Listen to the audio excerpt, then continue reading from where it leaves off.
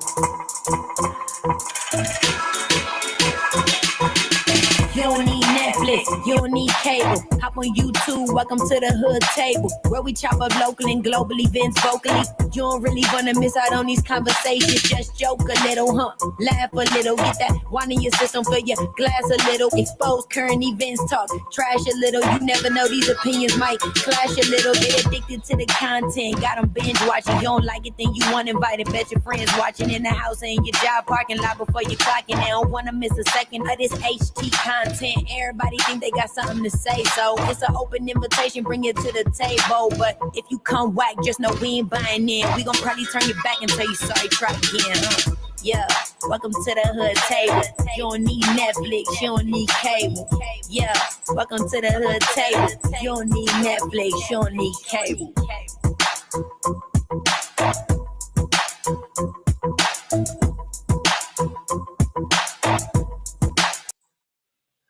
Hey everybody, come on in. Welcome back to the Hood Table, to all my hoodies, all my supporters, subscribers, friends, family, loved ones. Please come on in and please make sure you hit that like button on your way in, and also make sure you share the video if you have the opportunity or have a way to share it. And also, if you're not subscribed to the Hood Table already, please feel free to subscribe to the Hood Table. Thank you so very much. Today we're going to be reviewing the Housewives of Atlanta, and it's season 13, episode 9. And as you can tell from the bottom of the screen, the title of the show is The Hostess with the Least-est. And of course, we all know who they were referring to. And that is an appropriate title for the show. But yeah, let's jump right into it. As usual, you guys, you already know. Follow us on IG, Facebook, Twitter, Stereo, and also if you have anything to say about the 6 storylines or any of the scenes, characters, anything like that, feel free to put it in the comments section underneath the video.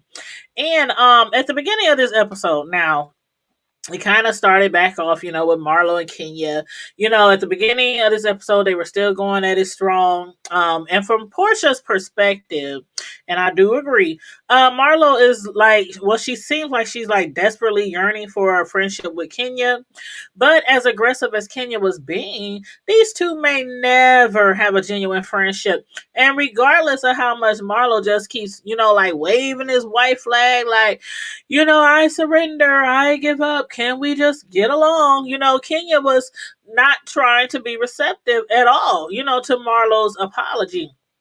So, like Cynthia said, please, you guys, can you just at least agree to disagree? Can you just be civil? Can you just be respectful? At least for this trip, for this one trip, which is already, started negatively, from the gate, with the jet and bringing her daughter, Brooklyn, with Kenya and everything.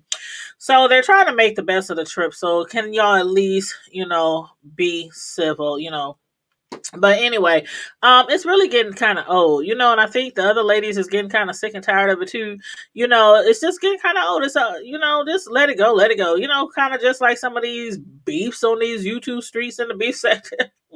I'm like, y'all be arguing about the same old shit day after day after day after day. Oh my god, it gets so boring and draining sometimes. But anywho. Portia, she, trying to break up the tension in the room. She suggest, I can't even talk. She suggests a game of Never Have I Ever, and I love playing that game with my homegirls and my friends and stuff. But she played it when she was in jail, during the protest when she had got arrested. And everybody was up to it, except Kenya. Now, Kenya had went up to her room, to be with her daughter, Brooklyn. But she did tell them at first, she was the first one who said, I really just think we should all go upstairs and go to bed. But then when Portia suggested the game, she even said, yeah, she'll play. So they kind of expected her to play. But then Candy, found her upstairs and realized she wasn't coming back downstairs.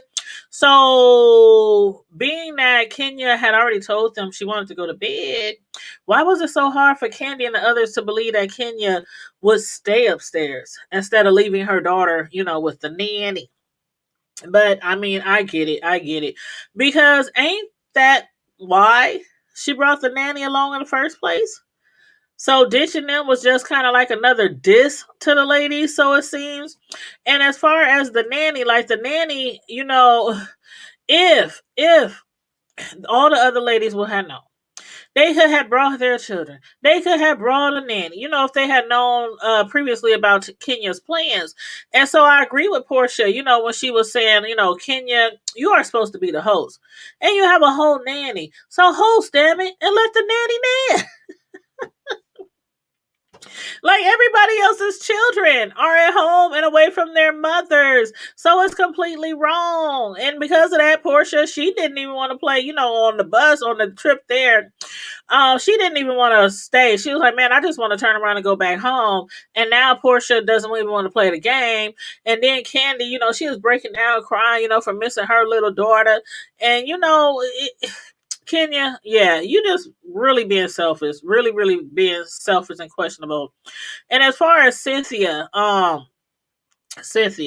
what the girl? Why was you packing up all that pig carcass for your fiance? Like Portia was like, this is so auntie. Like what you're doing now is so auntie-ish because some of them deem themselves the aunties and the others as the nieces. And I'm like, no, Portia, I'm a whole auntie and soon to be grandmama, and I ain't bringing no Ziploc bag full of no pig meat home to my man from a vacation trip. And I'm like, Cynthia, what is you doing with all that meat? Like, she was packing so much meat in those Ziploc bags. I was like, beginning to wonder, are you planning on freezing that shit and serving it at your wedding, girl? I mean, I know times is hard right now because, the CBD-19 and all that kind of stuff, but damn. Anyway. The next morning, Portia, she was anxiously awaiting, like the rest of the world, at that time, if charges would be handed out to any of the six officers, in the Breonna Taylor murder case. And of course, as we already know, the grand jury came back with a charge for only one of the officers. Wanton endangerment was the only charge. And just like the first time we heard it, it was a slap in the face to black people all over, but especially in America. And it is still very, so very devastating. Portia, of course, she was overcome with emotions and mood of tears, especially due to the fact that she, so along with many others, have protested for months on end. Me, I was protesting here in Omaha, Nebraska for her, George Floyd, and a lot of others, including like people here, who had died, in our own city. But they had protests for months on end to bring justice for Breonna Taylor. So yeah, again, it was like a big slap to the face seeing that, replayed all over again. But while the grand jury's decision was much bigger than what the ladies were experiencing with Kenya, it certainly didn't help the atmosphere at all. It kind of just brought the mood down a whole lot more to see that play out on television. But as you know, Kenya, she has done, or, she did make a lot of questionable decisions on this trip. But one thing she did get right was putting Candy Girl in charge of planning a dungeon style bachelorette party for Cynthia. And knowing how Candy gets down, I cannot wait to see it all go down. Because we know Candy be pulling out all the tricks, the whistles, and the bells.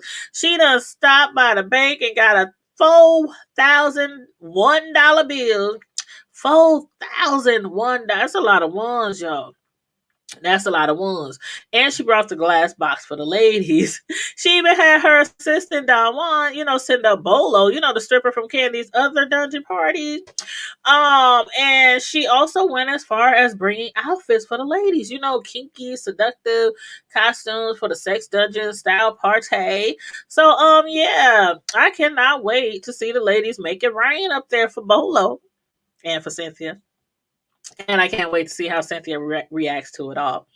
But as far as Candy, after Candy filled the ladies in on her plans, she pulled Kenya to the side. She put her to the side. Hey, sis, can we talk? We need to have a little sidebar, a little conversation. And from that conversation, I was feeling like Kenya did not plan this trip out of the kindness of her heart, for the ladies. I got that from how Kenya keeps deflecting and getting really defensive. When they point out everything done to them that Kenya would have never put up with, and we know that to be true. Kenya would have had a whole fit up in that doggone house and then probably would have left. Okay? But in all honesty, y'all, I think Kenya just needed a vacation, and for the sake of the show, since the ladies, have to usually be together, she just kind of like invited them to tag along. Kenya never really had any real intentions of hosting or being a host or catering to any of their needs. But after speaking with Candy, or should I say after Candy basically told Kenya that last night was the last straw, that was the final straw, that, yeah, so Kenya, she did end up apologizing to the ladies. And on day 3, the ladies, they got all dialed up, to go to a restaurant. Yeah, this time Kenya, she didn't be so inconsiderate, by just ordering food for her from a nearby restaurant. Everybody got dressed up and, got on that bus and, went to a restaurant. And while there, Drew was still feeling some type of way about all the ups and downs they've been experiencing on the trip. And Kenya again was being very defensive. Like, why is it that every single time somebody sits down with her to have like a civil, mature adult conversation, she feels attacked? And did she really say that she thinks the ladies are just shameful for questioning her actions or her motives? I was like, girl, stop. Stop. Kenya was really, making an attempt to get the ladies to understand how, she's just trying to, work out some things in her life or whatnot. And I was just like, well, if your damn life is that much of a mess, maybe you should have stayed your ass home. Okay. And not offer to cater to and be a host to this vacation. Maybe you should have just stayed home. Go get some counseling. You know what I'm saying? But Kenya, she seriously doesn't understand why the ladies feel the way they do, as if her daughter is so much more important than any of the others' children. She had the nerve to tell them that she didn't have to give them the option of bringing their children. Like, why the hell did you feel like you didn't have to give them the option? You ain't the only one with money, honey. And if I'm not mistaken, I think Candy has more money than all of you ladies on the show. So how do you know, like I said before, how does she know that the ladies might not have pitched in and, got a jet or, a more, a quicker way or a more comfortable way to travel instead of the 8-9 hours in that bus that didn't have a bathroom. So how does she know they wouldn't want to have hired a nanny and brought, the kids, with them or whatnot? But anywho, she tells them that if they want her to have a sisterhood with them so bad, then they need to be her village. Now, was it their fault that Kenya chose to get into a marriage that didn't seem legit from day one? Then to have a baby with a man who never had intentions of living in the same state as her? I was just like, when the hell are they going to get to this bachelorette party? Because I'm so over this damn girl. I'm so over her attitude. I'm so over her half-ass and backhanded apologies and her deflection and all this kind of stuff and taking out whatever is going on in her own personal life with her husband and, divorce and all that kind of stuff. Like, girl, you should have stayed home.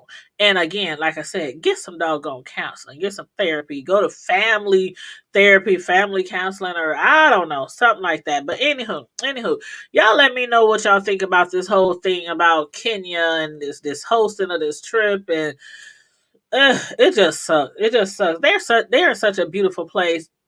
I really hope that with this bachelorette party that the ladies will attempt to try to come together and maybe put some of their differences to the side, some of their feelings to the side, and I don't know, maybe fix some things, write some things that they done wrong to each other. So that's what I hope. But anyway, y'all let me know y'all ideas or your opinions of the shows or the different characters and storylines, and make sure you put it in the comment section down below. And again, like the video, share the video, make sure you subscribe to the Hood Table as well if you're not already subscribed, and follow us on Facebook, Twitter, IG, Stereo. And on that note, stay safe, be blessed, always remain vigilant, and don't forget to keep it hood.